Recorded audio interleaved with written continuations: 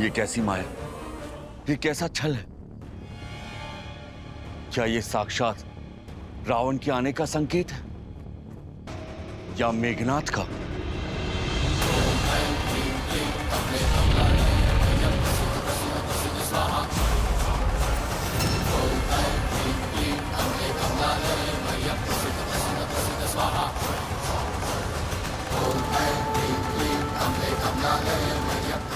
मुझे ये अजय रथ पुनः प्रदान करने हेतु आपका कोटि कोटि आभार। अब इस अजय रथ पर सवार होकर उन वनवासियों का अंत करने हेतु मुझे शक्ति अस्त्र भी प्रदान करे। वो अस्त्र जिसका काट न कोई अस्त्र है न कोई शस्त्र।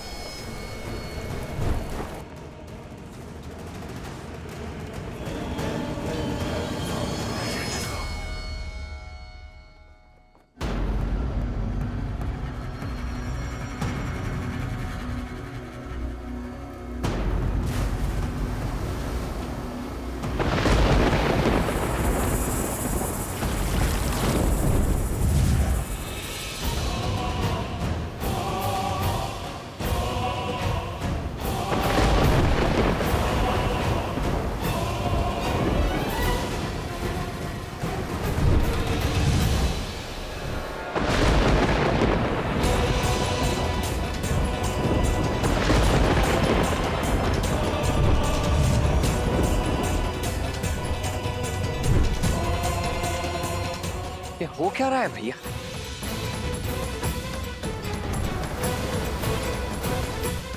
अग्नि, जल, वायु, धरा और आकाश सभी पंच तत्वों का प्रतीक है। ये मायावी जो भी है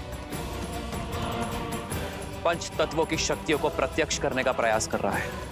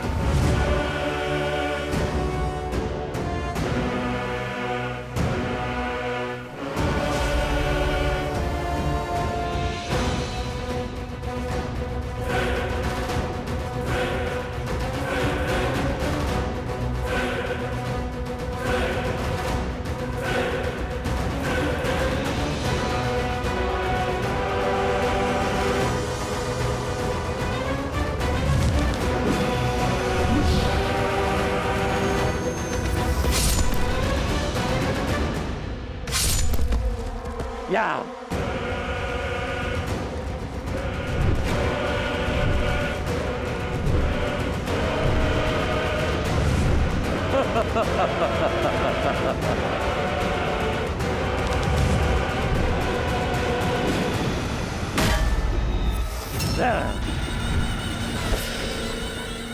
तुम्हारा लक्ष्य है भाई के बदले भाई के प्राण। तुम्हारा भाई अक्षय कुमार और मेरा भाई कुंभकर्ण, इनके संहार का प्रतिशोध होगा लक्ष्मण के प्राण। तुम्हारा हर वार गाज बनकर लक्ष्मण पर गिरना चाहिए। तुम तुच्छ वानरों से लड़कर अपनी शक्ति को कलंकित नहीं करेगा ये अतिकाय। मुझे राम का भाई चाहिए, लक्ष्मण चाहिए मुझे। अपने भाई अक्षय कुमार और अपने पिता के भाई वीर कुंभकर्ण का प्रतिशोध लेना है मुझे। उस राम के भाई लक्ष्मण से। लक्ष्मण, कहां छुपे बैठे हो कायर? कैसे रघुवंशी हो, युद्ध की ललकार पर भी मौन बैठे हो?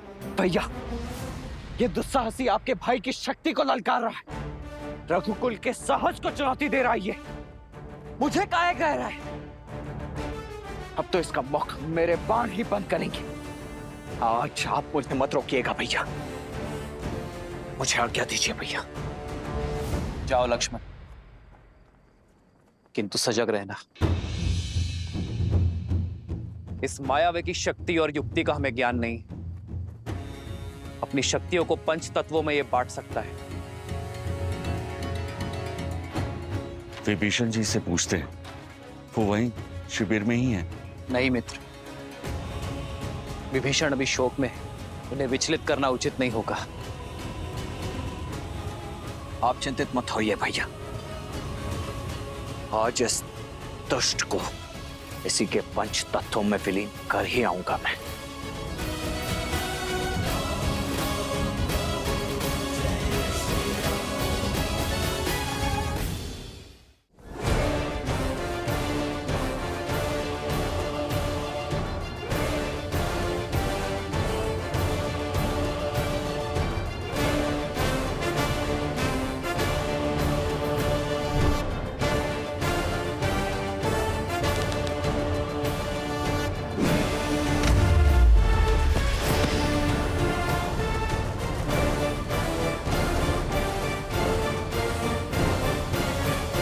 लो, मैं आ गया तुम्हारे समक्ष, दशरथ पुत्र लक्ष्मण, जिसका प्रहार आज तुम्हारे दुस्साहस का अंत करेगा, क्योंकि तुमने मुझे नहीं, साक्षात अपने काल को ललकारा है। तुम हो लक्ष्मण, तुम बनोगे मेरा काल। इतना छोटा सा, इतना कोमल सा काल। बस एक गुण है तुम में जो तुम्हें मेरे आखेट के योग्य बनाता है। वो ये है कि तुम उस राम के भाई हो। अब सहो एक भाई का और एक भतीजे का प्रतिकार।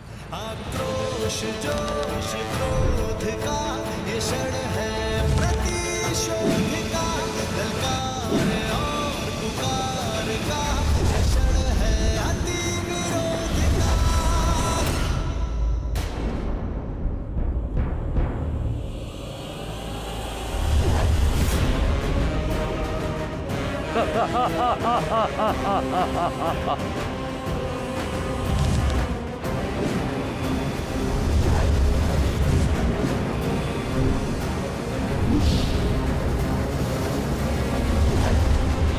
इसे कहते हैं अपने आकार से बड़ी तलवार उठा लेना। तुम ना तो मुझसे युद्ध के योग्य हो और ना ही मेरे हाथों मारे जाने के। पर राम का भाई होने का कड़वा फल तुम्हें भुगतना होगा।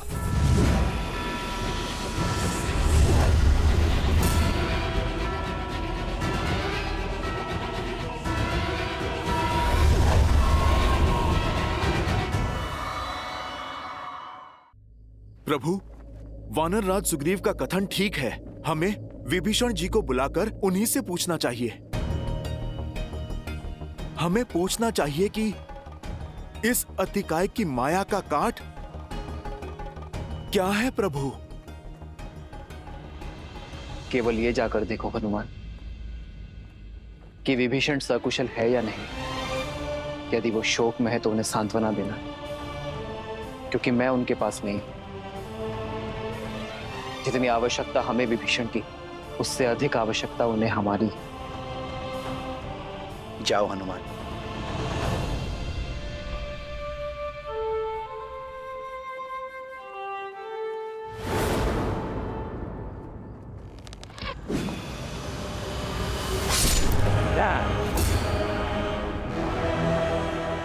अधिक सह नहीं पाओगे मेरा बल। स्मरण कर लो अपने कुल देव को और मांग लो क्षमा। राम का छोटा भाई बनकर जन्म लेने के अपराध को। इस पर आक्रमण तब करना होगा जब इसका ध्यान ना हो।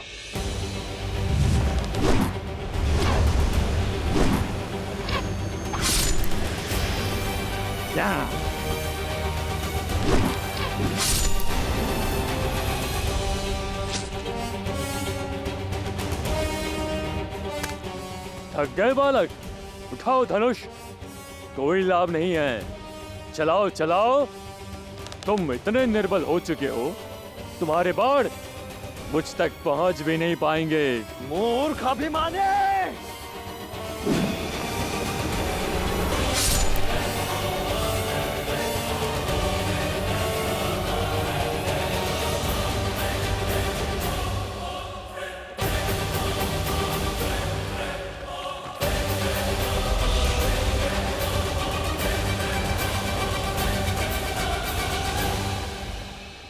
ना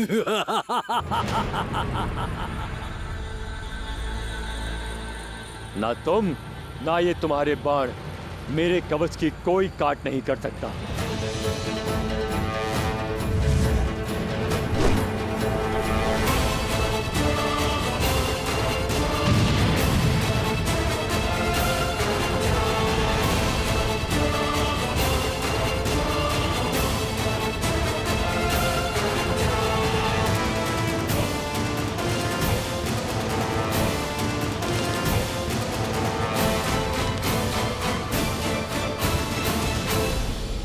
ना तुम ना ये तुम्हारे बाण मेरे कवच की कोई काट नहीं कर सकता।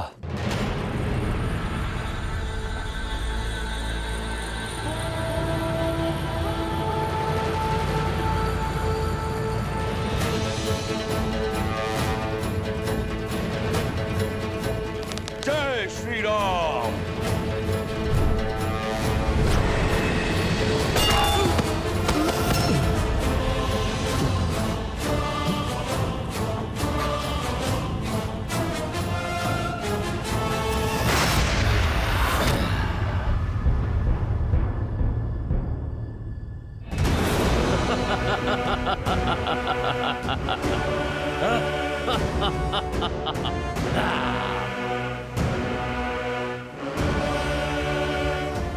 मित्र, मेरी दिव्य गदा का भी इस पर कोई प्रभाव नहीं पड़ा।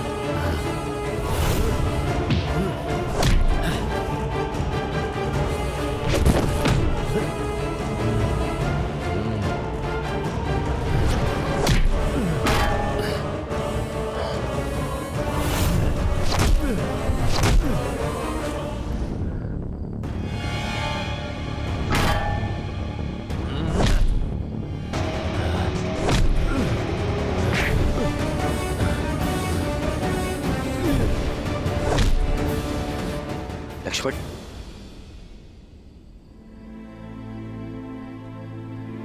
प्रभु,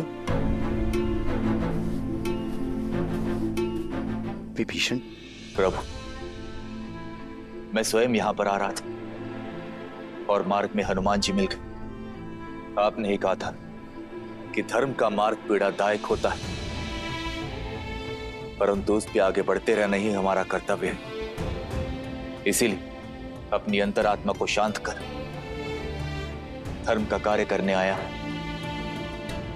ये अतिकाय है।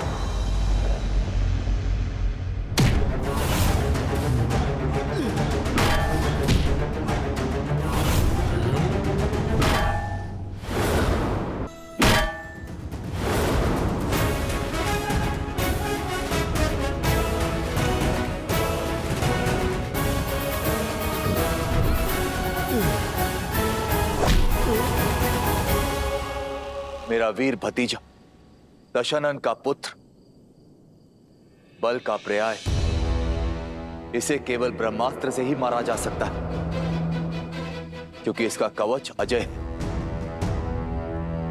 तो फिर विलंब किस बात का है भैया? ऋषियों का दिया हुआ ब्रह्मास्त्र तो है ही हमारे पास, अब बस उसे चलाने की आज्ञा भी दे दीजिए भैया। नहीं लक्ष्मण, ब्रह्मास्त्र अजय है किंतु महाविध्वंसक भी।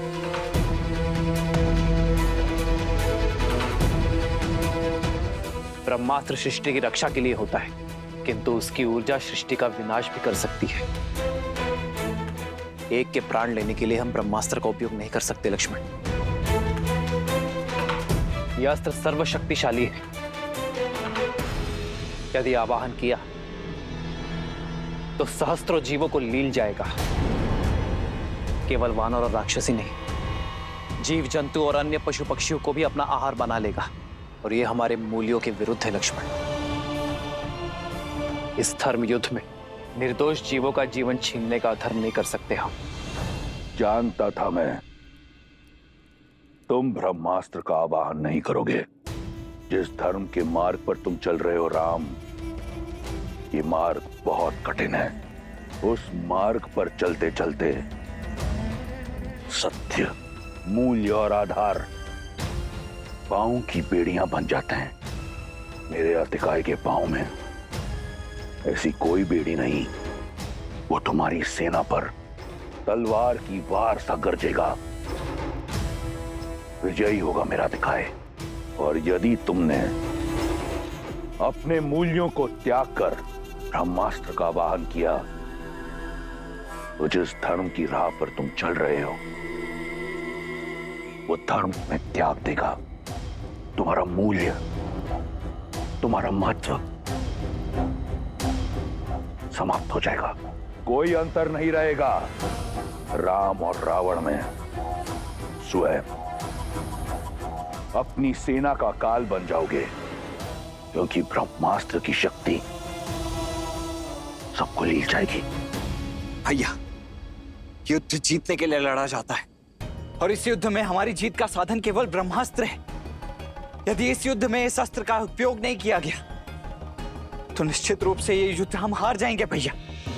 और यदि चला तो ये हमारी सेना का नाश कर देगा। आप समझने का प्रयास नहीं कर रहे हैं भैया। ये अतिकाय अकेले ही हमारी समस्त सेना का नाश कर देगा। मृत्यु तांडव तो तब भी होगा ही भैया।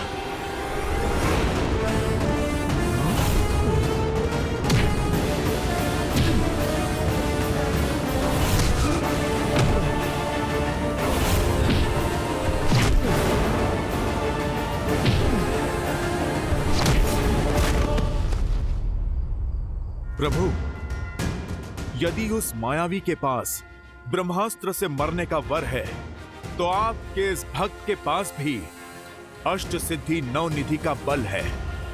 आप मुझे उसका सामना करने की आज्ञा दीजिए। हाँ भैया, व्यर्थ करने के लिए समय नहीं है हमारे पास शेष। प्रभु, कृपा करके आज्ञा दीजिए। नहीं हनुमान, एक वरदान तुम्हें मिला है, इसलिए मैं दूसरे वरदान की मर्यादा को भंग नहीं कर सकता। यदि तुमने अतिकाय का अंत किया तो ब्रह्मदेव और ब्रह्मास्त्र की मर्यादा कलंकित हो जाएगी। आज एक पुत्र की नहीं, एक पिता की आवश्यकता है। आज तुम्हारी नहीं, तुम्हारे धर्म पिता वायुदेव की आवश्यकता है।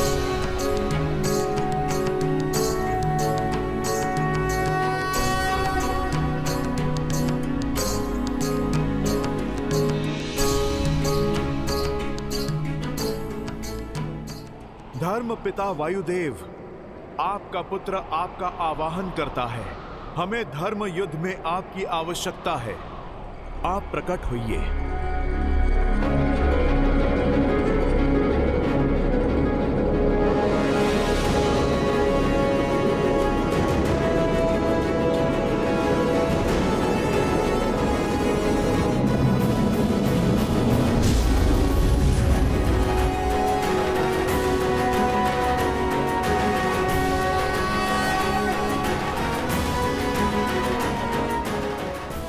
वायुदेव, आज धर्म और अधर्म के इस मुठभेड़ में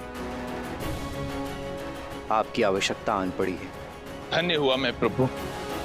अब तक मेरे पुत्र हनुमान का आपकी छत्र छाया में आने का उल्लास था, किंतु अब इस धर्म युद्ध में मुझे आपकी सहायता करने का अवसर प्राप्त हुआ है। आदेश दीजिए प्रभु, क्या करना है मुझे? वायुदेव, ये रावण पुत्र अतिकाय है, जिसका काट केवल ब्रह्मास्त्र है, किंतु ब्रह्मास्त्र की शक्ति, उसकी ऊर्जा सहस्त्रों निर्दोषों के प्राणों को लील